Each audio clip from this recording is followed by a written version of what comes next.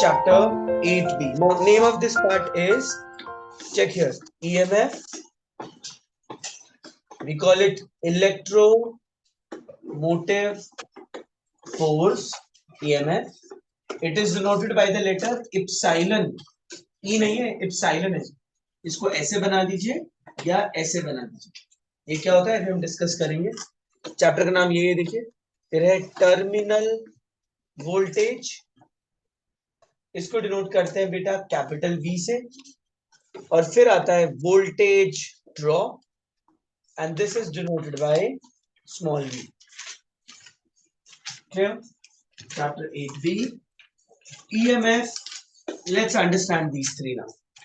इन तीनों को समझते हैं. चैप्टर का नाम ही यही है, EMF, terminal voltage end voltage drop. Tell me first, what is potential difference? याद करिए, पोटेंशियल डिफरेंस क्या होता है? Potential difference, it is the amount of work done. Learn होना चाहिए, तो ये पार्ट का है. पोटेंशियल डिफरेंस की डेफिनेशन है, it is the amount of work done in moving a unit positive charge from one point two the other point. अब ध्यान से सुनेगा, ईएमएफ और टर्मिनल वोल्टेज क्या होता है. Let's consider a circuit. Simple circuit बनाते हैं. देखिए, ये हमारी बैटरी हो गई है. 3 सेल लगा दिए मैंने इसमें. ये वाला टर्मिनल पॉजिटिव है, नेगेटिव है. इधर से एक की लगा दी, की को ओपन कर दिया, करंट चलेगी. बाहर जो रेजिस्टेंस है उसको कैपिटल आर बोलते हैं. रेजिस्टेंस क्या होता है? It is the obstruction. जो करंट को रोकता है उसे रेजिस्टेंस बोलते हैं. ठीक है. इसके बाद हमने यहाँ पे लगाना है तो एमीटर लगा दिया. चलिए, एमीटर क्या करता है? करंट को मेजर. उसके बाद इसको यहाँ लगा दिया हमने. वोल्टमीटर भी लगा सकते हैं. सुनिए, जो बाहर सर्किट में रेजिस्टेंस होता है, जो भी रुकावट होती है, मान लीजिए बल्ब लगा हुआ है, ट्यूबलाइट लगी हुई है, उन सबको हम क्या कहते हैं? Capital R. बट सेल के अंदर भी रेजिस्टेंस होता है. इलेक्ट्रोलिसिस में देखा था ना आपने, सर्किट में जब करंट मूव करता है बेटा, तो कौन कौन से पार्टिकल्स मूव करते हैं बताइए? इलेक्ट्रॉन्स. क्या मूव करते हैं? वायर में इलेक्ट्रॉन्स मूव करते हैं ना. बट सेल के अंदर इलेक्ट्रोलिसिस, याद करिए, क्या इलेक्ट्रॉन मूव करते हैं? आयंस. आयंस मूव करते हैं. और वो जो आयंस है वो भी एकदम से मूव तो नहीं करते, उनको भी ऑब्स्ट्रक्शन होता होगा, रुकावट होती होगी. तो सेल के अंदर जो रुकावट होती है उसे बोलते हैं हम क्या? Small R. And it is denoted by, it is called, small R is called internal resistance. और जो बाहर रुकावटें है उनको क्या बोलते हैं? एक्सटर्नल रेजिस्टेंस या external resistors. But R has a specific name and it is what? Internal resistance. पक्का? अब ध्यान से सुने क्या होता है. जब करंट चलती है सर्किट में तो चार्ज मूव होता है. क्या मूव होता है? और उस चार्ज को मूव कराने में, इलेक्ट्रॉन्स को या आयंस को मूव कराने में जो भी वर्क होता है, उस वर्क को हम कहते हैं पोटेंशियल डिफरेंस. पोटेंशियल डिफरेंस क्या हुआ करती? अभी बुक में देखिए, अभी समझ नहीं आएगा. Potential difference is the amount of work. कौन करेगा ये वर्क? बैटरी करेगी, क्योंकि बैटरी का एक टर्मिनल हायर पोटेंशियल पे है और दूसरा किधर है बेटा? Lower potential. So current move करेगी हायर टू लोअर, और ये तभी मूव करेगी अगर एक हायर पे और दूसरा लोअर पर. सो पोटेंशियल डिफरेंस होता है वर्क डन. क्या होता है? Work done. जो भी हम काम करेंगे. अब ध्यान से सुनिए, अब जब ये काम होगा तो ये काम सर्किट के बाहर होगा. मतलब चार्ज जो मूव करेगा वो कहाँ मूव करेगा? सर्किट के बाहर. ये करंट शुरू हो गई, ये गई करंट यहां से. मान लीजिए आई करंट जा रही है, इधर आएगी आई करंट. करंट यहां से रेजिस्टेंस में जाएगी, चली गई. अब इस करंट को घुमाने में जो काम होगा उस वर्क को बोलते हैं पोटेंशियल. क्या बोलते हैं उसको? तो अगर मैं पोटेंशियल बोल रहा हूं तो आप मैकेनिक्स वाला वर्क याद रखिए. क्या याद रखिए? Potential is what? It is the amount of work done. It is the amount of work done, जो काम किया जा रहा है. In moving point from one point two the other point. बिल्कुल सही. सो जो ब्लू वाले पार्ट में काम हो रहा है, बाहर.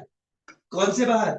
सेल के बाहर चार्ज को, इलेक्ट्रॉन्स को मूव करने में जो मेहनत लग रही है, काम हो रहा है, उस काम को हम बोलते हैं terminal voltage. We call it what? Terminal voltage. Current कितनी जा रही है बाहर, आई, रेजिस्टेंस कितना है बाहर, आर, तो ये हो जाता है आई आर, आज का पहला फॉर्मूला। पक्का, ठीक है, ये तो आपको पता ही already. But we call it terminal voltage. What do we call it, terminal, मतलब जो बाहर हो रहा है काम। किससे बाहर हो रहा है, सेल के बाहर, बट सेल के अंदर भी तो काम होगा। सर तो जो पहले वाला फॉर्मूला था उसमें क्या होता है, पहले वाला कौन सा, वही तो है ये, तो आप लोग भी कह रहे हैं दूसरा है। मैंने नहीं बोला, ये वही है, V equal to I R, और सेल के अंदर ये नया है, ये तो वही पुराना वाला ही है, V equal to I R, जो ओम्स लॉ ने भी बताया था। अब सेल के अंदर जब हम जाएंगे तो यहाँ पे भी तो करंट मूव कर रही होगी, और क्या करंट मूव करेगी इसमें भी, आई, बाहर अगर आई है तो अंदर भी आई जाएगी।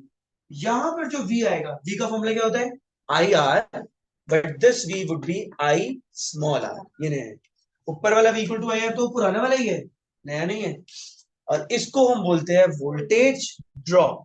क्या बोलते हैं, voltage. What is voltage, voltage is the work done. बाहर कितना काम हुआ, आई आर, अंदर कितना काम हुआ, आई आर। बाहर वाला आई इंटू कैपिटल आर, अंदर वाला आई इंटू स्मॉल आर। पक्का इतना क्लियर है आयुष्मान। और बाहर का काम होता है टर्मिनल वोल्टेज, जो हमने किया था ओम्स लॉ में भी। अंदर का काम होता है वोल्टेज ड्रॉप।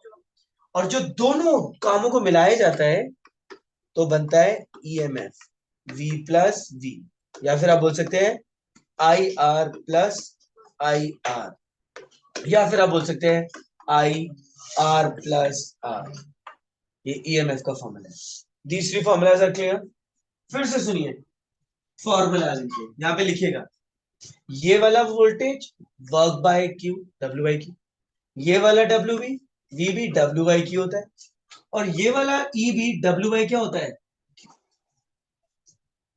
बट सबका वर्क अलग अलग होता है। अगर बात की जाती है, ध्यान से सुनिए, अगर मैं बात करता हूं टर्मिनल वोल्टेज की, किसकी, कौन सी वोल्टेज की, टर्मिनल वोल्टेज का मतलब हुआ टर्मिनल्स के बाहर वाली वोल्टेज, मतलब टर्मिनल्स के बाहर वाला वर्क, समझ रहे हैं। तो जो ब्लू वाला पार्ट है, इसमें जो वर्क हो रहा है बेटा, कौन से वाले पार्ट में, ब्लू वाले पार्ट में, उसे हम कहते हैं टर्मिनल वोल्टेज। समझ आया। अंदर येलो वाले पार्ट में उसे बोलते हैं हम वोल्टेज ड्रॉप। का मतलब होता है वेस्ट होना ना, क्योंकि हम चाहते हैं कि जो करंट हो वो कहाँ है, सेल के बाहर। बट सेल में करंट तभी चलेगी जब पूरा पाथ कंप्लीट होगा, उसका सर्किट कंप्लीट होगा, मतलब बाहर भी दौड़ेगी करंट और सेल के अंदर भी। तो जब करंट सेल के अंदर जाएगी तो इस अंदर वाले पोर्शन में जो वर्क हमारा होगा वो वेस्ट होगा। हमारे लिए तो वेस्ट है ना, हमें नहीं चाहिए, इसीलिए उसको बोलते हैं वोल्टेज ड्रॉप। पक्का, इतना क्लियर। और अगर हम दोनों को ज्वाइन कर देते हैं तो क्या बन जाता है, ईएमएफ। क्या बन जाता है, ईएमएफ, इलेक्ट्रोमोटिव फोर्स। अच्छा एक बात और सुनिए ध्यान से, मान लीजिए हमारे पास एक कोल्ड ड्रिंक की बोतल है, किसकी बोतल है, एक कोल्ड ड्रिंक की बोतल है, मान लीजिए ये हमारे पास कोल्ड ड्रिंक की बोतल है एक, और इस कोल्ड ड्रिंक की बोतल की कैपेसिटी है, मान लीजिए इसकी कैपेसिटी है 2.25 लीटर्स। कितने लीटर्स है, तो इसमें कितनी कोल्ड ड्रिंक होगी, 2.25 लीटर्स होगी ना। मान लीजिए आपने बाहर निकाली कोल्ड ड्रिंक, टर्मिनल वोल्टेज, बाहर जब निकाली कोल्ड ड्रिंक तो सिर्फ कितनी आई, 2.24 लीटर। क्योंकि जो कोल्ड ड्रिंक है वो अंदर स्टिक हो जाएगी ना, थोड़ी तो चिपकेगी, पानी की टेंडेंसी होती है, stick to the walls of the container. थोड़ी कोल्ड ड्रिंक अंदर रह ही जाएगी, कुछ भी आप कर लीजिए, थोड़ी तो वेस्ट होगी। वो जो वेस्ट हो गई अंदर ही, उसको बोलते हैं वोल्टेज ड्रॉप, वो है 0.01 लीटर। और अगर दोनों को प्लस कर दिया जाए तो क्या बन जाएगा, ईएमएफ। समझ गया। So what is EMF? EMF is the work done. EMF is the potential difference. What is terminal voltage? That is also potential difference. What is voltage drop? That is also potential difference. समझिए, ये सब के सब क्या होते हैं, potential difference होते हैं कि नहीं। बट पहला वाला terminal voltage is the potential difference of outside, not inside the cell. Voltage drop is the potential difference of inside the cell. and EMF is total. Now what is EMF? It is the potential difference. We say when no current is drawn from the cold drink bottle. जब हमने cold drink की बोतल में से जरा सी भी cold drink निकाली नहीं है, जरा सी भी कोल्ड ड्रिंक नहीं निकाली, तो उसको हम बोलेंगे EMF. मान लीजिए आप 2.25 लीटर की कोल्ड ड्रिंक की बोतल लाए, मैंने बोला बेटा कितना EMF इसका, क्या बोलेंगे आप? 2.25 फिर मैंने 1 लीटर पी ली, अब कितना EMF इसका? 2.25. 1 लीटर और निकाल ली, अब तो बहुत कम बची उसमें, बट EMF क्या है? 2.25. बॉटल खाली हो गई, तब EMF क्या है? 2.25. Because EMF is the potential difference. आज रुक जाओ, यहाँ बैठो, नहीं उधर वाली सीट में, माइल्स की वाली. पहचान नहीं रहे हो अपने दोस्त को आप? आयुष्मान टाइम से आ गया, आप नहीं आ पाए, अब टाइम से आइएगा, ठीक है? रोज मिस हो जाते बेटा आपका. सो अगर मैं आपसे पूछूं कि भाई EMF का मतलब क्या है? EMF का मतलब है टोटल पोटेंशियल डिफरेंस. क्या है टोटल पोटेंशियल डिफरेंस? समझ आया? मान लीजिए ललित से पूछो, ललित स्कूल कब ज्वाइन किया था आपने? क्या एज थी आपकी? हाँ 3.5 साल. 3.5 साल मान लीजिए. तो जब आप बुढ़ी भी हो जाएंगे तब भी अगर आपसे पूछे भाई स्कूल कब शुरू किया था, तो वो तो इनिशियल वाला तो सेम ही रहेगा, वो तो बदला ही नहीं जा सकता. समझ लो क्यों ललित? सही बात है कि नहीं परी? इनिशियल वाला सेम ही रहेगा. EMF is the potential difference when no current was drawn. जब करंट ड्रॉ ही नहीं किया था तो वो तो हमेशा कांस्टेंट रहता है. सेल जीरो भी हो जाएगा तब भी उसका EMF उतना ही रहेगा. मान लीजिए अगर आप नया सेल लाए हैं तो शुरू में उसका EMF 1.5 होता है और वो बाहर भी बहुत हाई वोल्टेज देता है. तभी देखिए रिमोट इतनी दूर से भी चल रहा है आजकल एसी का. ऐसी होता है ट्यूशन में, एसी का रिमोट देखिए भी दूर से भी चल रहा है. फिर जब इसके सेल वीक हो जाते हैं तब फिर बच्चों को देना पड़ता है, बेटा जरा करना. देखा था? नहीं देखा है? अभी फैन नहीं चल रहा है, इसका फैन ऑन करते हैं. ये तो नीचे हो गया, इधर से दूर से भी हो रहा है.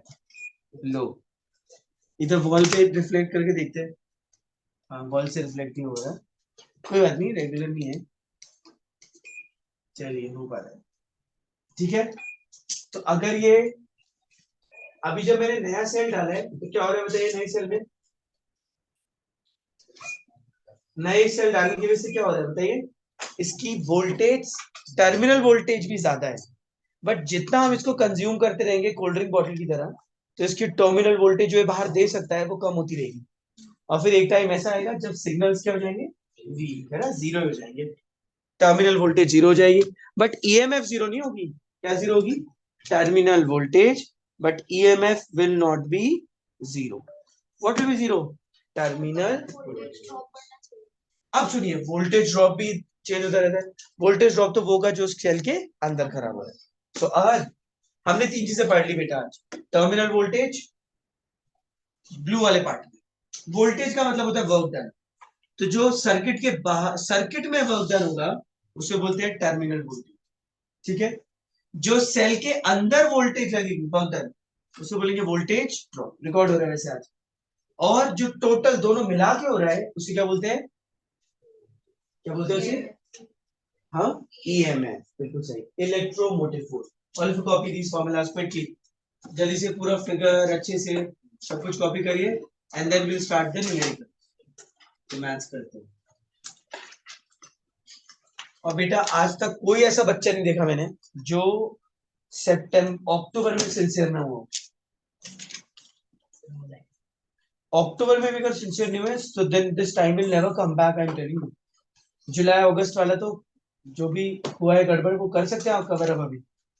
अक्टूबर will never come back. This means please don't tell me, don't ask me to repeat electricity, radioactivity and calorimetry जो हम करने वाले. ये 4 चैप्टर जो अभी बचे हुए हमारे, बल्कि 5 चैप्टर्स, अगर ये भी आप वंस फॉर ऑल कर लें, एक ही बारी में अच्छे से रट लें इसको, घर जाके अब रीडिंग करेंगे. आज आप रीड लर्न अंडरस्टैंड, बताया मैंने, रीड अंडरस्टैंड लर्न, है ना मिताली? तो फिर बहुत बढ़िया रहेगा. मैथ्स में भी मेंसुरेशन स्टार्ट बचा है. मेंसुरेशन 30th तक खत्म कर देंगे. स्टैटिस्टिक्स के साथ रिवीजन शुरू कर देंगे, बैंकिंग सब रिपीट करेंगे पूरा सिलेबस, ठीक है। So by the end of November 10 year paper और पूरा रिवीजन फिनिश हो जाएगा। There also tuition I will be available for you same, but finish कर देंगे। Chemistry also will start repeating, yes bye भी करेंगे। चलिए जल्दी से ओपन करिए।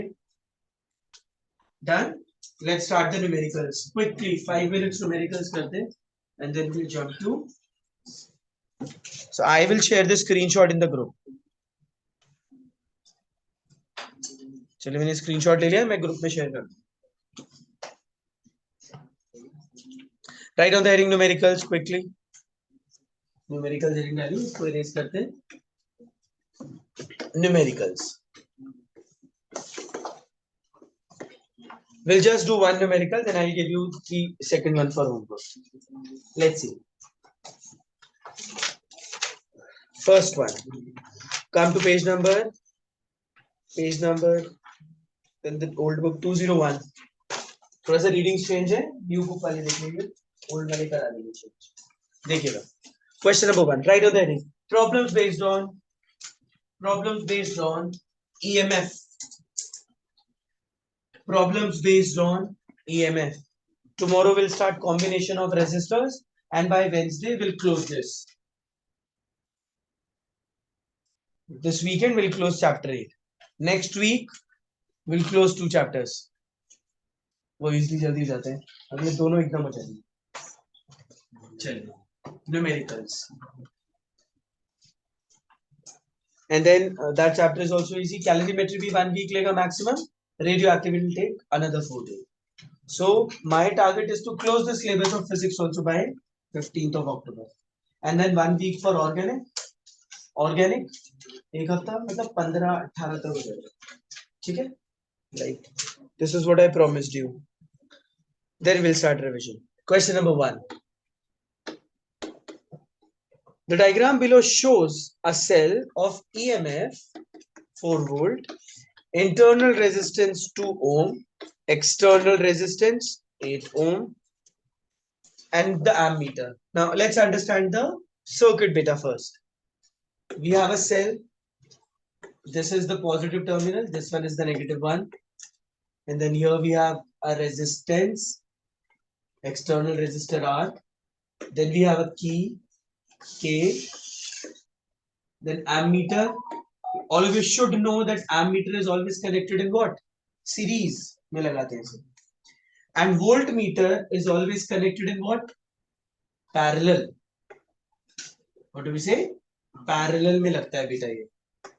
वोल्टमीटर का रेजिस्टेंस बहुत हाई होता है, इसलिए कि इसमें से करंट जा ही नहीं पाता, ये करंट को मेजर नहीं करता, इसके अंदर से वोल्टेज देखते हैं, क्या देखते हैं? Potential difference.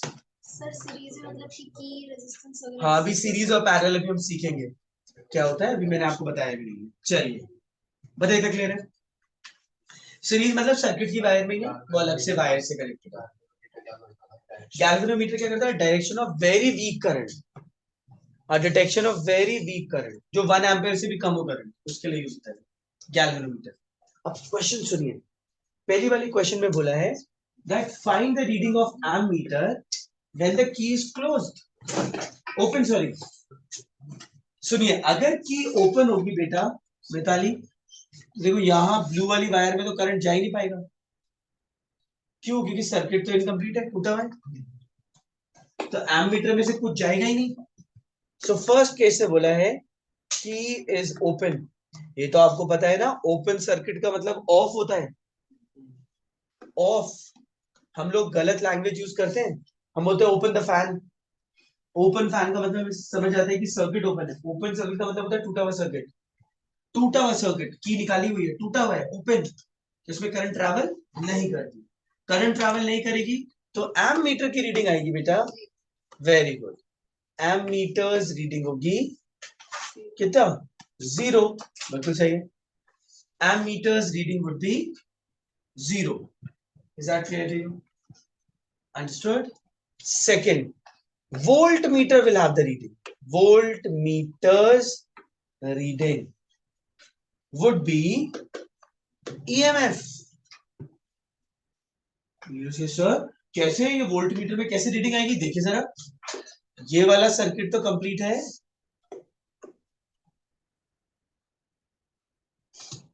ये वाला सर्किट देखिए कंप्लीट है।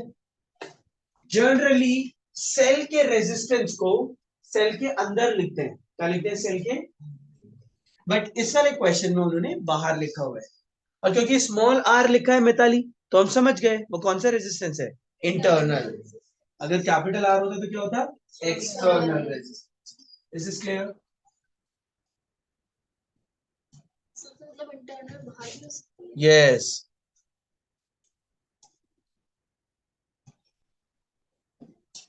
तो ऑलमोस्ट 10 बच्चे मिसिंग हैं आज, will just take the attendance. और ईएमएफ कितना है बेटा? 4। सेकंड पार्ट सुनिएगा आप क्या है। की इज क्लोज, जब की क्लोज हो जाएगी तो ब्लू वाले में से भी देखिए करंट जाने लग जाएगा, आधा करंट बाहर और आधा करंट अब अंदर जाएगा। देखिए अब क्या होगा, सर्किट कंप्लीट हो गया बेटा, सुनिएगा ध्यान से अब क्या होने वाला है। एम मीटर्स रीडिंग निकालते हैं, एम मीटर्स रीडिंग। ईएमएफ का फॉर्मूला पता है आपको क्या होता है? EMF I R plus R, अंदर का आर भी बाहर का आर। ईएमएफ इज 4, अंदर का आर 8, बाहर का 8, अंदर का 2, 10 हो गया।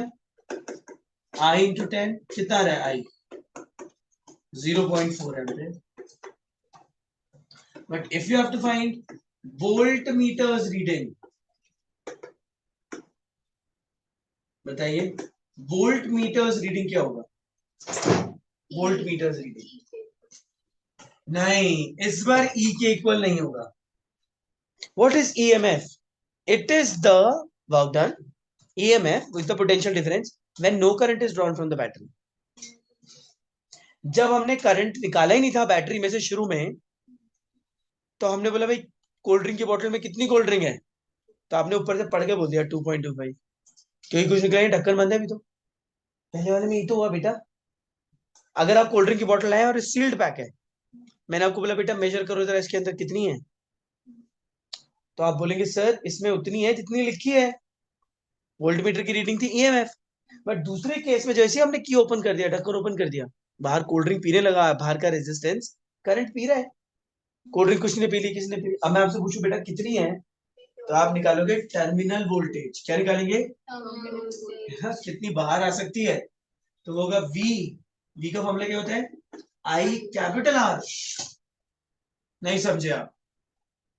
अगर ये समझे नहीं ना तो मना कर देना बेटा, क्लोज करें बस यहाँ पर, फिर आप घर से रीडिंग करके आएंगे। 0.4, आर कितना है? 8, 3.2 वोल्ट। ध्यान से सुनिए, दूसरी बारी जैसे हमने सर्किट कंप्लीट करा है, तो कुछ करंट ब्लू वाले सर्किट में जाएगा तो वहां वर्क डन हो रहा होगा, है ना, और कुछ जा रहा होगा सेल के अंदर।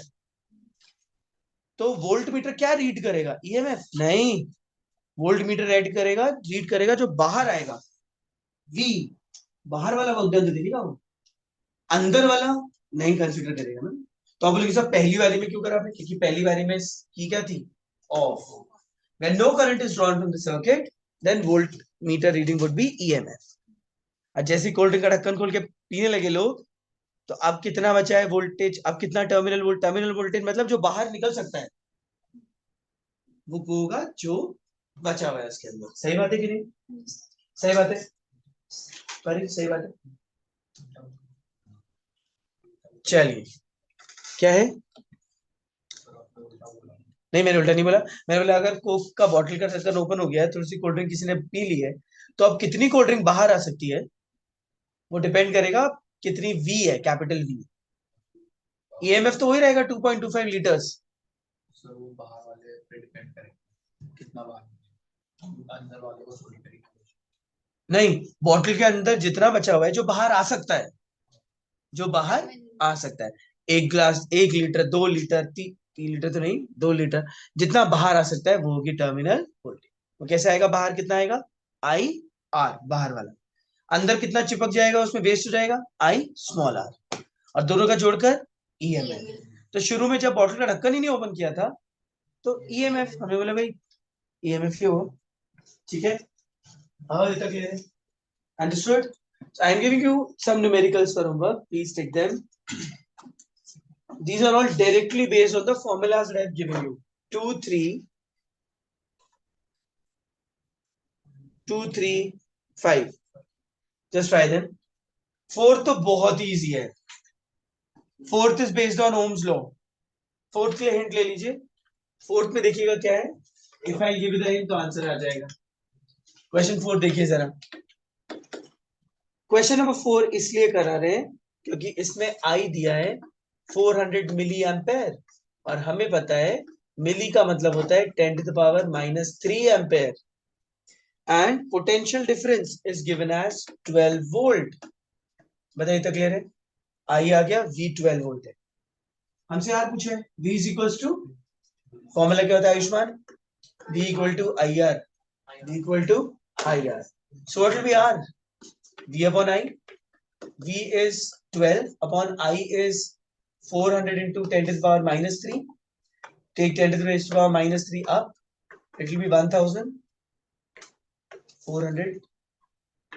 4 3s. रेजिस्टेंस कितना बताइए इसमें. 30 ohm. Is that clear to you? Understood or not?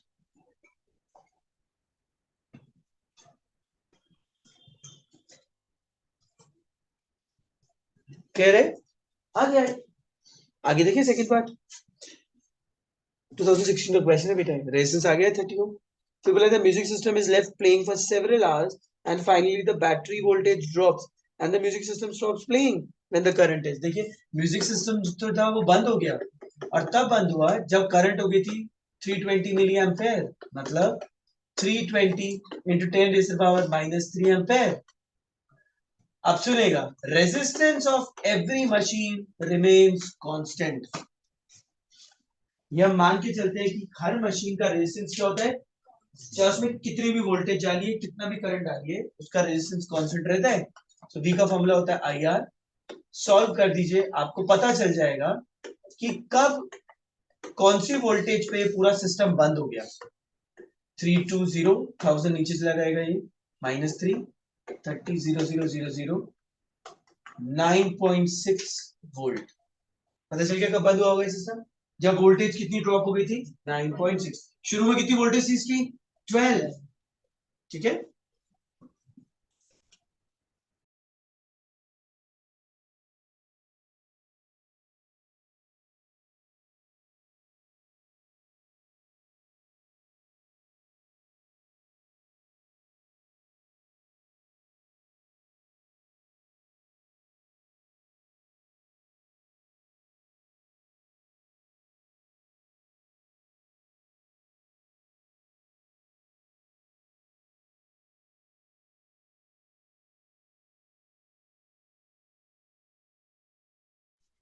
Are constant रहता है बेटा कितना 30 ओम.